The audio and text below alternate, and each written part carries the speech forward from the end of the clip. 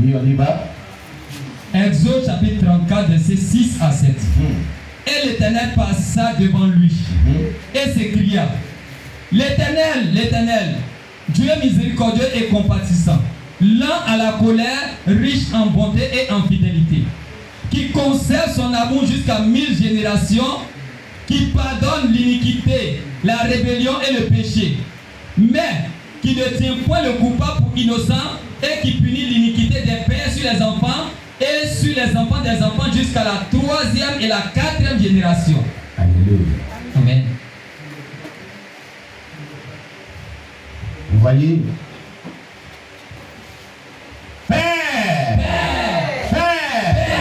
N'es-tu pas Dieu? N'es-tu pas Dieu? N'es-tu pas Dieu? N'es-tu pas Dieu? N'as-tu pas déclaré? N'as-tu pas déclaré? Le Exode. Chapitre 34. Chapitre 34. Verset 6 à 7. Verset 6 à 7. Éternel. Éternel. Et l'Éternel. Et l'Éternel. Passa devant lui. Passa devant lui. Et s'écria. Et s'écria. L'Éternel. L'Éternel. L'Éternel. Dieu miséricordieux. Dieu miséricordieux Et compatissant. Lent à la colère. Riche en bonté. Et en fidélité. Il conserve son amour. Jusqu'à 1000 générations. Qui pardonne l'iniquité, la rébellion, et le péché. Père, je te prie donc, toi le Dieu miséricordieux, et compatissant, lent à la colère, riche en bonté, et en fidélité, qui conserve son amour, jusqu'à 1000 générations, qui pardonne l'iniquité, Seigneur, qui pardonne l'iniquité, la rébellion et le péché. Seigneur, pardonne-moi mes iniquités, pardonne-moi ma rébellion, pardonne-moi mes péchés. Au nom de Jésus. Toi le Dieu compatissant. Conserve ton amour. Sur ma vie. La vie de mes descendants. Au nom de Jésus. Jusqu'à 1000 générations. Comme le déclare ta parole. Au nom de Jésus. Père, il est déclaré. Dans ce même passage. Exode 34. Verset 6 à 7. Mais qui ne tient point le coupable pour innocent. Et qui punit l'iniquité des pères sur les enfants des enfants jusqu'à la 3e et la 4e génération.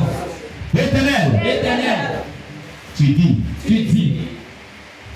tu ne tiens point le coupable pour innocent.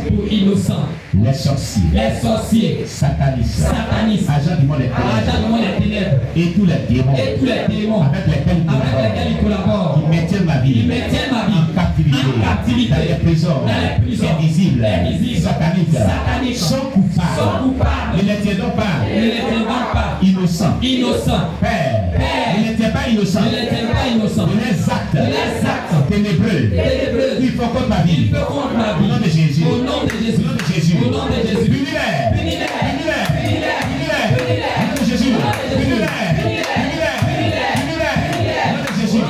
Quand tu dis, mais qui ne tient point le coupable, innocent, et qui punit l'iniquité des pères, alors punis-les à cause des actes de méchanceté plus forts en nos vies. Père, quand tu ne libères pas la vie de toute prison satanique, punis-les au nom de Jésus. Punis-les au nom de Jésus. Alléluia. Amen. Veuillez vous asseoir. Alors, ce phénomène de prison satanique est aussi provoqué par la désobéissance et la rébellion contre Dieu et sa parole. La rébellion aussi contre les autorités établies chez nous. Quand vous rébellez contre Dieu et sa parole, comment se rébeller contre Dieu? Quand vous n'écoutez pas le Saint-Esprit qui vous parle. Quand le Saint-Esprit te dit de faire quelque chose que tu refuses, il te rebelle contre Dieu. Alors là, il est facile qu'un sataniste soit un démon qui est là dans les environs, te prend et te met en prison satanique. T'enfermes dans une prison satanique. Très facilement. Donc, si dans ta vie, tu t'es rébellé contre la parole de Dieu, tu t'es rébellé contre Dieu, il est sûr et probable que tu sois dans une prison satanique. Tu comprends? Amen. Alléluia. Si aussi dans ta vie, un leader pasteur, un homme de Dieu, établi sur toi, te parle et tu ne l'écoutes pas, c'est une rébellion. Il est si probable que tu sois dans une prison satanique. C'est un péché. C'est pourquoi Dieu nous demande soumission à son Esprit Saint, soumission à sa parole, soumission aux responsables hiérarchiques qui sont établis sur nous.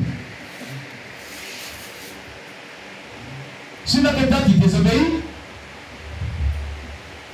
tu ouvres la porte et tu donnes l'autorisation aux sorciers, aux satanistes, aux démons d'avoir vraiment une emprise sur toi pour te mettre dans une prison satanique.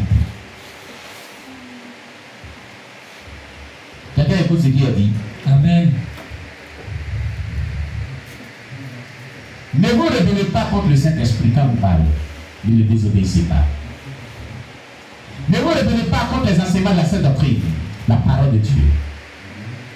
Ne vous rebellez pas contre les pasteurs établis sur vous, les responsables hiérarchiques établis sur vous.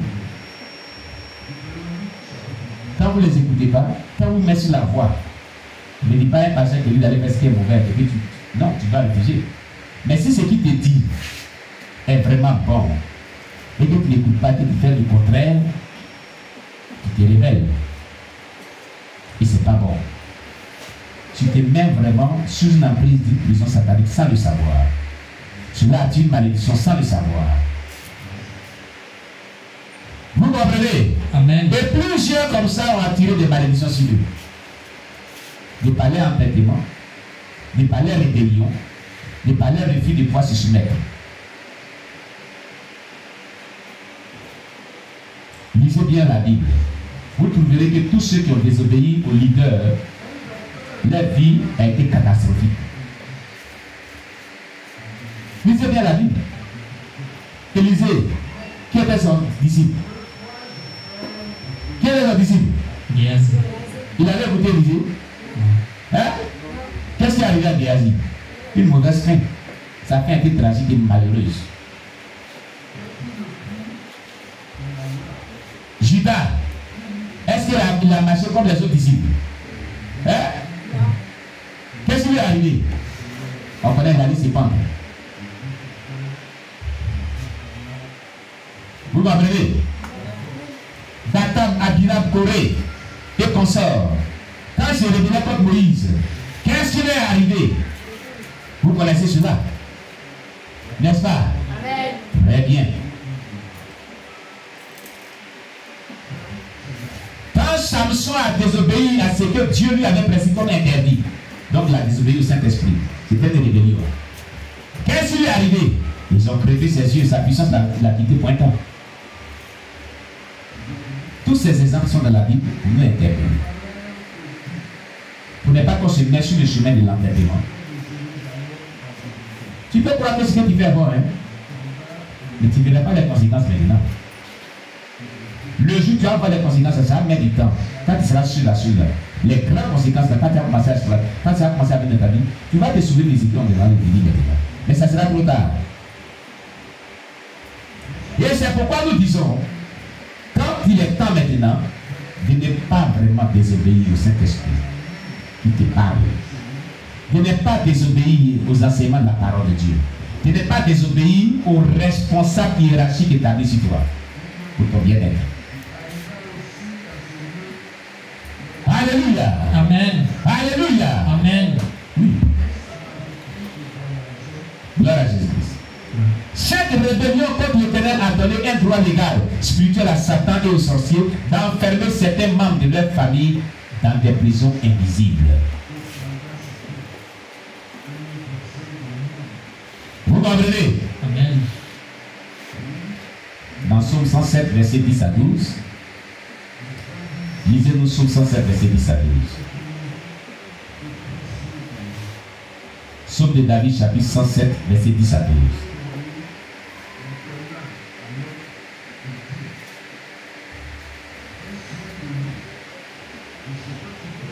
Psaume chapitre 107, verset 10 à 12. Oui. Ceux qui avaient pour demeure les ténèbres et l'ombre de la mort vivaient captifs dans la misère et dans les chaînes. Très bien, alors doucement. Vous comprenez? ceux qui avaient pour demeure les ténèbres et l'homme de la mort vivaient dans la misère et dans les chaînes. Continue. Parce qu'ils s'étaient rebellés contre les paroles de Dieu. Non, révoltés. Parce qu'ils s'étaient révoltés contre les paroles de Dieu. Parce qu'ils avaient méprisé le conseil du Très-Haut. Ils humiliaient leur cœur par la souffrance, ils succombaient et personne ne les secourut. Vous l'avez compris. La rébellion contre la parole de Dieu.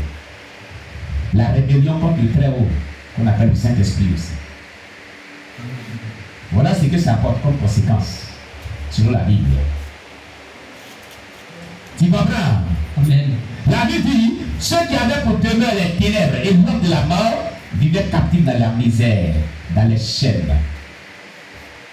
Quand tu te mets dans une posture de rébellion, d'entêtement, de désobéissance, ta vie sera misérable, malheureuse, enchaînée dans une prison invisible, captif dans une prison invisible. Pourquoi? Parce que la Bible dit parce qu'ils s'étaient révoltés contre les paroles de Dieu.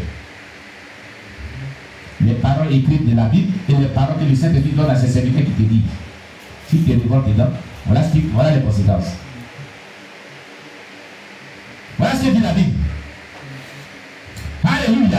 Amen. J'ai dit alléluia. Amen. Parce qu'ils avaient méprisé le conseil du Très-Haut. Dieu peut inspirer quelqu'un, mais n'importe qui, pour te porter conseil. Il ne faut pas faire ceci, il ne faut pas faire cela. Voilà comment il faut te conduire. Voilà comment il faut faire. Voilà ce qu'il faut faire. Voilà ce qu'il faut faire. Il te donne des sages conseils. Si tu les rejettes, voilà les conséquences que tu subiras. Quelqu'un écoute ce que je viens de dire. Amen. Donc, la Bible dit que Dieu tient ses paroles pour les réaliser. Donc, si on te parle, que tu n'écoutes pas, nous on ne peut rien faire. La parole de Dieu va se réaliser dans ta vie. C'est pas nous. Vous comprenez? Amen. C'est pas quelqu'un. Les paroles du Seigneur se réaliseront. La plupart des gens qui souffrent, c'est ça l'origine de leur problème. Ils n'écoutent pas le conseil des Très-Haut que Dieu utilise des gens pour les donner. Ils se rebellent contre les paroles de Dieu. Tout en marchant dans la rébellion, dans la désobéissance, dans la petitesse, dans l'entêtement. Vous comprenez? Vous comprenez? Et la Bible dit donc, ils humilia leur cœur par la souffrance. Ils succombèrent et personne ne les secourut. Dieu va humilier ton cœur par la souffrance. C'est pourquoi les gens demeurent dans les épreuves. Épreuve sur épreuve, épreuve sur épreuve. Quand quelqu'un est beaucoup éprouvé, la personne n'a pas une bonne vie. La personne est très perturbée et s'entête beaucoup. Donc Dieu utilise le peuple pour briser cela, pour détruire cela, pour briser cela. Tant que tu n'as pas compris que tu dois vraiment changer, ta vie demeurera dans les épreuves de la souffrance. Est-ce que quelqu'un m'écoute très bien? Amen. Jésus-Christ. Venez me demander moi d'abord. J'ai souffert ma famille, Dieu me disait que c'est toi qui fais souffrir ta famille. Je vous dis ça souvent aussi. On m'appelait le pasteur le plus malheureux de la vie de Gallois. Demandez mon témoignage dans la vie. Parce qu'il y a certaines choses que Dieu me disait qu'il refusait de faire. Je vous dis la vérité. Moi j'ai expérimenté cela, c'est ce que la Bible dit ici là. J'ai expérimenté cela. Donc quand je vois des gens et puis des personnes, il faut les suivre pour les parties, il rit dans mon cœur. Parce que ceux qui vont croiser sur le chemin là, ils vont dire yes. On m'avait parlé puis je n'avais pas écouté. Oui, mais je ne conseille pas cela à quelqu'un. C'est pour ça que dès maintenant, quand tu entends la parole de Dieu, il faut haïr le péché là. Haïr tout ce que Dieu n'aime pas. Haïr cela. Pour ton bien-être, c'est pour ton bien-être. C'est pour que ta vie sorte facilement et rapidement des épreuves et des souffrances et de l'humiliation. pour que ta vie soit positionnée, afin que ta vie puisse glorifier le nom du Seigneur.